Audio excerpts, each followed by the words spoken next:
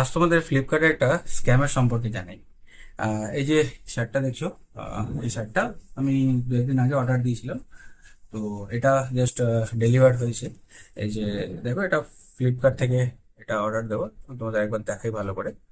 এই যে দেখতে পাচ্ছ, এই যে এই শার্টটা এখন অবধি আমি এটার রিভিউ করিনি।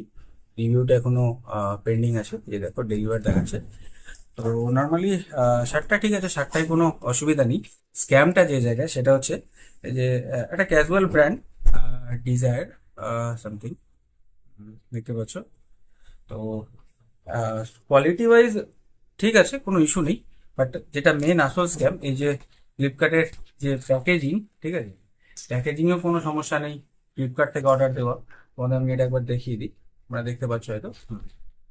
তো যখন আমি এটা খুললাম, শার্টটা করে ট্রায়াল করার আগে আগে জাস্ট আমার হাতে এলো হচ্ছে এই জিনিসটা। একবার ভালো করে তোমরা পজ করে চাইলে এটা দেখতে পারো। এটা ইংলিশ, হিন্দি দুটোতেই লেখা। তো ইংলিশে যেটা লেখা রয়েছে সেটা হচ্ছে, thank you for purchase, get up to 50 rupees cashback, please give 5 star rating for us, after submit 5 star rating with product photo, then take a screenshot and send on WhatsApp, and get 50 rupees cashback on GPay or Paytm.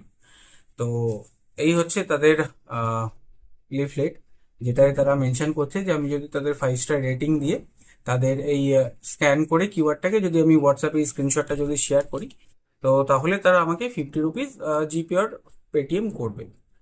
তো এবার ঘটনা হচ্ছে যে একটা প্রোডাক্টটা যত ভালো হোক খারাপ হোক, যে যার মতো সবাই তো কমেন্ট করে, ভালো হলে সেরকমভাবে কেউ খারাপ কমেন্ট করে না, যেটা আমি করি না ইন জেনারেল।